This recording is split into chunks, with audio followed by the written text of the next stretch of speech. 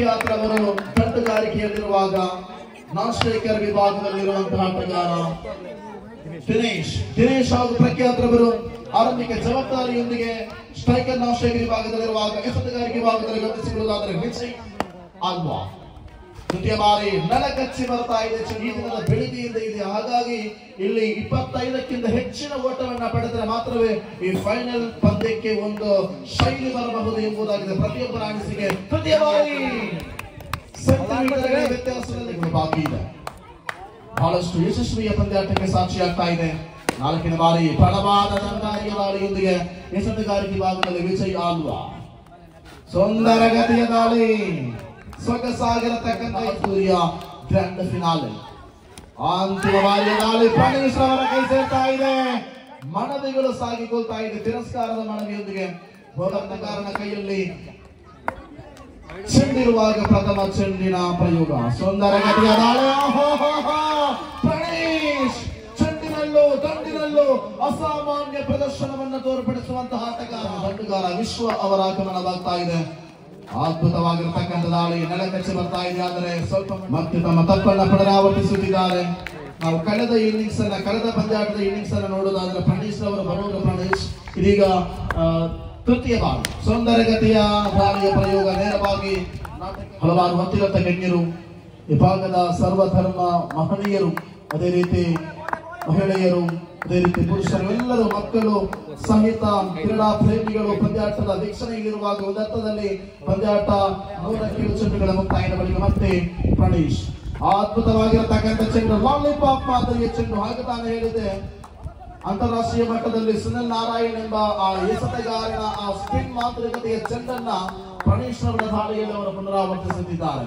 ಅದು ಲಾಲಿಪಾಪ್ ಮಾದರಿಯ ಚೆಂಡು. ತೃತೀಯ ಬಾರಿ ಆದರೆ ವಿಶ್ವರವರ ಉತ್ತರಿಯನ್ನ ಪತನಗೊಳಿಸುತ್ತಾ ಇದೆ. ಪ್ರಣೀಶ್ ರವರ ಮುಕ್ತಾಯಗೊಳ್ಳುವುದಕ್ಕಾಗಿ ಅಂತಿಮ ಬಾರಿ ಪ್ರಣೀಶ್ ಅದ್ಭುತವಾಗಿರತಕ್ಕಂಥದ್ದು. ಆದರೆ ಎಸೆತಗಾರ, ಆಟಗಾರ, ದಂಡುಗಾರ ಎಲ್ಲವೂ ಕೂಡ ಪ್ರಣೀಶ್. ತೃತೀಯ ಮುತ್ತರಿ Vikhyath, one of the one more talented player Vikyat, but the ball tossed the first 2 overs in this particular innings. Now Vikyat once again very good piece of delivery that is inside the leg stump. Last 5 or 12 way to go. Wait and see for the second goal of the over. Look at the shot. The ball is in and cover point, extra cover. There are just single runs. And here only so last 3 deliveries remaining from Vikyat. And the wide signal by them. 2 extra runs in this over. And this time lovely one. Let's see the match. Vikyat trying to hit hard. Look at the ball. That's a lollipop once again. But Vikyat's over. Final delivery of the over. Now over number 3 in progress. That's the way to go. Let's see that last one more delivery to go in this particular over from Vikyat to Vikyat. That's fine. Very good.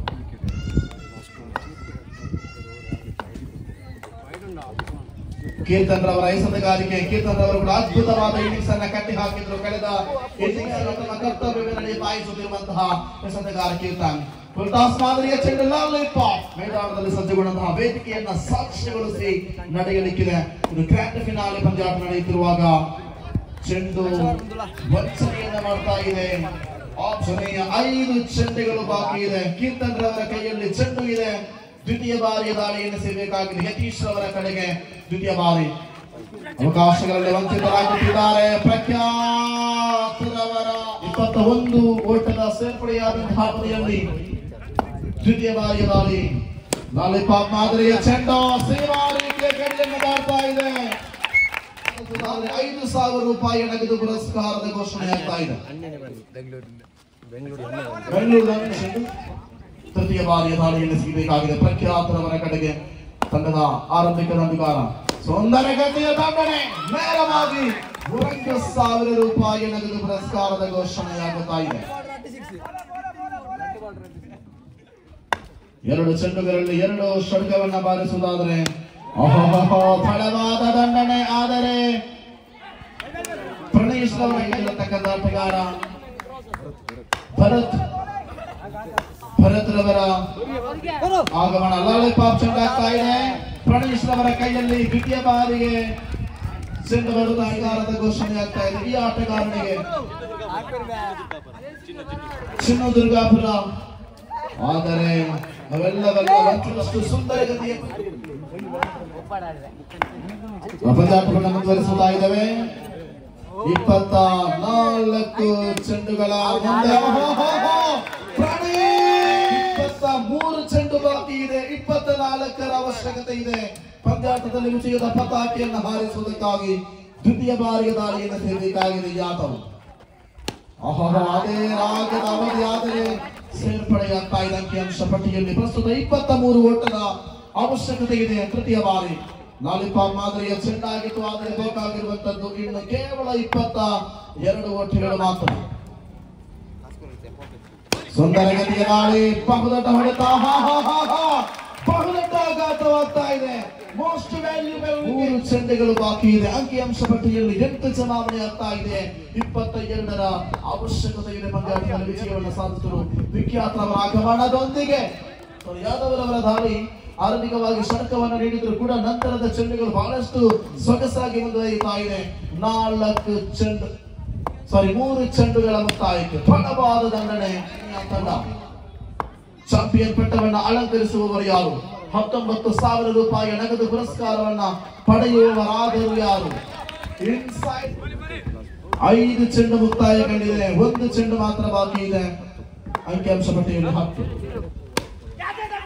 ಬಲವಾದ ದಂಡನೆಗೆ ಪ್ರಯತ್ನವನ್ನು ಪಟ್ಟರು ವಿಖ್ಯಾತರವರ ಉತ್ತರಿ. ಬಹುಬೇಡಿಕೆ ಚೆಂಡು leg ಸ್ಟಂಪಿನಿಂದ ಹೊರಭಾಗದಲ್ಲಿದೆ. ಚೆಂಡಿನ ವಹಿಸಿಕೊಂಡಂತಹ ದಿನೇಶ್ ಮತ್ತೆ ಅದೇ ತಪ್ಪನ್ನ ಪುನರಾವರ್ತಿಸಿದಂತಹ 17 ಚೆಂಡುಗಳ ಮುಂದೆ ಬಲವಾದ ದಂಡನೆಗೆ ಪ್ರಯತ್ನವನ್ನ ಪಡಬಹುದಿತ್ತು. ಆದರೆ 4 ಚೆಂಡುಗಳು ಬಾಕಿ ಇದೆ. ಅದ್ಭುತವಾಗಿರತಕ್ಕಂಥ ಹೊಡೆತ. ಒಂಟಿ ಓಟದಲ್ಲಿ ಪಂದ್ಯಾಟ ಮುಕ್ತಾಯಗೊಳ್ಳಬಹುದು. ವಿಕೆಟ್ಗಳ ಮಧ್ಯೆ ಚುರುಕಿನ ಓಡಾಟಕ್ಕೆ ಮುಂದಾದರೂ ಒಂಟಿ ತರಗತಿಯ ದಾಳಿ. ಈ ಮೂಲಕ ಪರಾಕ್ಯದ ಪ್ರಯೋಗ. ಕೀರ್ತನ್ ಮತ್ತೆ ತಮ್ಮ ಸ್ಥಾನದಲ್ಲಿ ನಿಲುವಿಕೆಯನ್ನ ತೋರ್ಪಡಿಸಿಕೊಳ್ಳುತ್ತಾ ಕೊನೆಯ ಶೈಲಿಗಳು ಮತ್ತೆ ಆಘಾತವಾಗ್ತಾ ಇದೆ. ಕೀರ್ತನ್ ರವರ ಉತ್ತರಿ. 12 balls and 16 runs. There are 8 is required run rate right now. 8ರಂತೆ ಸರಾಸರಿ ಬೇಕು. 16ರ ಅವಶ್ಯಕತೆ. 12 ಚೆಂಡುಗಳ ಮುಂದೆ ಆರಂಭಿಕ ಚೆಂಡನ್ನು ಸೇರಬೇಕಾಗಿದೆ. ವಿಶ್ವ ಲಾಲಿಪಾಪ್ ಮಾದರಿಯ ಚೆಂಡು. ಆದರೆ ಚೆಂಡಿನ ಚುರುಕದ ಅವಶ್ಯಕತೆ ಇದೆ. ದ್ವಿತೀಯ ಬಾರಿಗೆ ದಾಳಿಯನ್ನು ಸೇರಬೇಕಾಗಿದೆ. ಸೇವ್ ಮಾಡುವಂತಹ ಪ್ರಯತ್ನ. ಒಂಟಿ ಓಟದಲ್ಲಿದೆ. 4 ಓಟಗಳು ಹೆಚ್ಚುವರಿ ಇದೆ. ಚೆಂಡುಗಳು ವಿಶ್ವರವರ ಹೆಸರುಗಾರಿಕೆಯನ್ನು ಮುಂದುವರಿಸಬೇಕಾಗಿದೆ.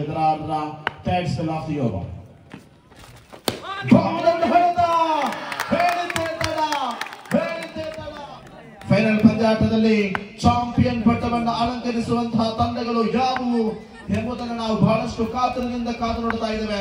ವಿಶ್ವರವರ 4ನೇ ಬಾರಿಯ ಚೆಂಡು. ಲಾಲಿಪಾಪ್ ಚೆಂಡಾಗಿದ್ದು ಈ ಮೂಲಕ ವಿಕೆಟ್ಗಳ ಮಧ್ಯೆ ಚುರುಕಿನ ಹೋರಾಟಕ್ಕೆ ಮುಂದಾದರೂ ಆದರೆ ಪಂದ್ಯಾಟದಲ್ಲಿ ವಿಜಯವನ್ನು ಸಾಧಿಸುವುದಕ್ಕಾಗಿ ಕಾದು ನೋಡುವ ಯಾರ ಮಡಿಲಿಗೆ ವಿಜಯ ಬರಬಹುದು? ವಿಶ್ವರವರ ಪಂಚಮ ದಾಳಿಯ ಪ್ರಯೋಗದೊಂದಿಗೆ ಅಂತಿಮ 2 ಚೆಂಡು ಬಾಕಿ. ಈ ಮೂಲಕ ಚೆಂಡಿಗೂ ದಂಡಿಗೂ ಸಂಪರ್ಕ ಕಾಣ್ತಾ ಇಲ್ಲ. ಚುಕ್ಕಿ ಆಗ್ತಾ ಇತರ ಅವಶ್ಯಕತೆ ಇದೆ. ಪಂದ್ಯಾಟದಲ್ಲಿ ವಿಜಯದ ಪತಾಕೆಯನ್ನು ಹಾರಿಸುವುದಕ್ಕಾಗಿ ವಿಜಯ್ ಆದವ ಬಲವಾದ ದಂಡನೆಗೆ ಪ್ರಯತ್ನವನ್ನ ಪಟ್ಟರು. ಆದರೆ ಆರಂಭ ಪಡೆದಿದ್ದಾರೆ. 6 balls and 8 runs. There are last 1 hour remaining in this particular innings, and the more pressure and Pranish giving more pressure to that batter because the 6 balls 8 runs needed to victory. Look at the ball, 100% off. And last 5 deliveries. 5 ಚೆಂಡು ಬಾಕಿ ಇದೆ. 5 ಚೆಂಡುಗಳಲ್ಲಿ 8ರ ಅವಶ್ಯಕತೆ ಇದೆ. ದ್ವಿತೀಯ ಬಾರಿ ಸಂಪೂರ್ಣವಾಗಿ and also free hit. Final ಪಂದ್ಯಾಟದಲ್ಲಿ lottery ಬಾಕಿ ಇದೆ. 7ರ ಅವಶ್ಯಕತೆ ಇದೆ. ಇಲ್ಲಿ ಖಂಡಿತವಾಗಿ ಕೂಡ ಫ್ರೀ ಹಿಟ್ ಅವಕಾಶದಲ್ಲಿ ಬಲವಾದ ದಂಡನೆಗೆ ಪ್ರಯತ್ನವನ್ನ ಪಟ್ಟರು. 4 ಚೆಂಡು ಬಾಕಿ ಇರುವಾಗ 6ರ ಅವಶ್ಯಕತೆ ಇದೆ. ಒಂದೇ ಒಂದು ಷಟ್ಕ ಸಾಕು. ಹೇಳಿದ್ದೇ ತರ 6 ಷಟ್ಕವನ್ನ ಬಾರಿಸಿದ ಇತಿಹಾಸ ಇಂಗ್ಲೆಂಡ್ ವಿರುದ್ಧವಾಗಿದ್ದರೆ ಇಲ್ಲಿ ಬೇಕಾದದ್ದು ಒಂದೇ ಒಂದು ಷಟ್ಕ. 6 ಓಟಗಳು ಮಾತ್ರ ಬೇಕಾಗಿದೆ ವಿಜಯದ ಪತಾಕೆಯನ್ನು ಹಾರಿಸುವುದಕ್ಕಾಗಿ. ತೃತೀಯ ಬಾರಿ ಭರತ್ ರವರಿಗೆ ಮೋರ್ ಪ್ರೆಷರ್ ಬೀಳ್ತಾ ಇದೆ. ಈ ಒಂದು ಪಂದ್ಯಾಟದಲ್ಲಿ ಪಾಲ್ಗೊಳ್ಳುವುದಕ್ಕೆ ಮುಂದಾದರು. ಕ್ಯಾಪ್ಟನ್ಸ್ ಒಂದು ಕಡೆಯಲ್ಲಿ ಪ್ರಣೇಶ್ ಕ್ಯಾಪ್ಟನ್ ಆಗಿರಬಹುದು, ಮತ್ತೊಂದು ತಂಡದಲ್ಲಿ ದಿನೇಶ್ ಕ್ಯಾಪ್ಟನ್ ಆಗಿರಬಹುದು. ಆ ಆಟಗಾರರಿಗೆ ನೀಡುವಂತಹ ಪ್ರೆಷರ್ಸ್ ಇದೆ, 5ರ ಅವಶ್ಯಕತೆ ಇದೆ ಪಂದ್ಯಾಟದಲ್ಲಿ ವಿಜಯದ ಪತಾಕೆಯನ್ನು ಹಾರಿಸುವುದಕ್ಕಾಗಿ. 4ನೇ ಬಾರಿಯ ಚೆಂಡನ್ನೆಸೆಯುತ್ತಾ 4ನೇ ಬಾರಿಯ ಚೆಂಡನ್ನೆಸೆಯುವುದಕ್ಕಾಗಿ ಮುಂದಾಗುತ್ತಿರುವಂತಹ ಸತಗಾರ. ಬಲವಾದ ದಂಡನೆ, ವಿಕೆಟ್ಗಳ ಮಧ್ಯೆ ಚುರುಕಿನ ಓಡಾಟ, ಒಂಟಿ ಸಂಪನ್ನಗೊಳ್ತಾ ಇದೆ. ಆದರೆ ಅಲ್ಲಿ ಕ್ಷೇತ್ರ ಪಾಲಕರ ವೈಫಲ್ಯದಲ್ಲಿ ಈ ಒಂದು ಓಟವನ್ನ premier league 2024 1 ball and 3 runs ತುದಿಗಾಲಲ್ಲಿ ನಿಂತುಕೊಂಡು ಪಂದ್ಯಾವಳಿಯನ್ನು ನೋಡುತ್ತಾ ಇದ್ದಾರೆ ಆಟಗಾರರು. ಒಂದರ ಮುಂದೆ 3ರ ಅವಶ್ಯಕತೆ ಇದೆ. ಆ ಒಂದು ಚೆಂಡುಗಳಲ್ಲಿ 3 ಓಟವನ್ನ ಪಡೆಯದಿದ್ದಲ್ಲಿ ನಷ್ಟವಾಗುವುದು ಬರೋಬ್ಬರಿ 9,000 ರೂಪಾಯಿಗಳು. 9,000 ರೂಪಾಯಿ. 1 ball and 3 runs. What an outstanding performance. It is a match of the day. It is a grand finale of Yuva Shakti Premier League. 1 ball and 3 runs. 3 runs. The final delivery of the over. Look at the ball. Look at the pace of the delivery. Look at the bat movement. Who's celebrating this moment? 1 ball, 3 runs. Oh.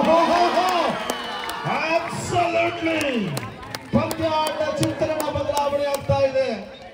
ಒಂದು ಚೆಂಡು ಎಡಬಲಗೊಳ್ಳುವುದಾದರೆ, ಪಂದ್ಯಾಟ ಸಮಬಲಗೊಳ್ಳುವುದಾದರೆ super over ಆಗಿರುತ್ತದೆ.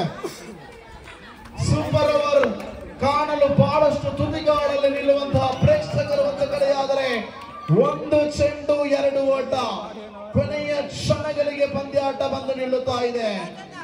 1ರ ಮುಂದೆ 2. ವಿಕೆಟ್ಗಳ ಮಧ್ಯೆ ಚುರುಕಿನ ಓಡಾಟ. ಪಂದ್ಯಾಟದಲ್ಲಿ ಶಿವಶಕ್ತಿ ತಂಡ 1 ಅಂಕಗಳೊಂದಿಗೆ ವಿಜಯವನ್ನು ಸಾಧಿಸ್ತಾ ಇದೆ. Champion ಪಟ್ಟವನ್ನು ಅಲಂಕರಿಸ್ತಾ ಇದೆ. ಚಾಂಪಿಯನ್ ಪಟ್ಟಕ್ಕೆ ಸಾಕ್ಷಿಯಾಗ್ತಾ ಇದೆ. ಶಿವಶಕ್ತಿ ತಂಡ ನಿತ್ಯಗೆನಿಸುವಂತಹ ಪಂದ್ಯಾಟವಾಗಿತ್ತು.